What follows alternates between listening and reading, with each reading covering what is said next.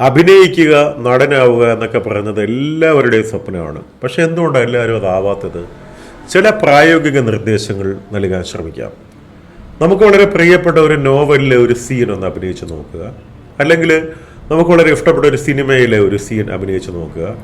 അവിടെ നടൻ്റെ ശബ്ദം അനുകരിക്കാനല്ല ശ്രമിക്കേണ്ടത്, മറിച്ച് ആ ഭാവവും ആ ഫീൽ, ആ ശബ്ദവും ഒക്കെ, ആ വോയിസ് മോഡുലേഷനും ശബ്ദവും ഭാവവും ഒക്കെ നന്നായി വരുന്നുണ്ടോ എന്ന് മാത്രം നോക്കുക.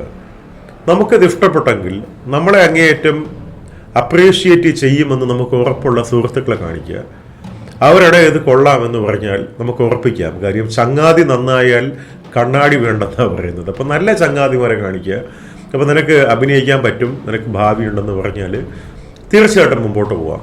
നമ്മുടെ ബന്ധുമിത്രാദികളോട് നമുക്ക് അഭിനയിക്കണമെന്ന മോഹവുമായി നമ്മൾ പോകുമ്പോൾ 100% അവർ നിരുത്സാഹപ്പെടുത്തും. അവർ പറയും നമുക്ക് സൗന്ദര്യം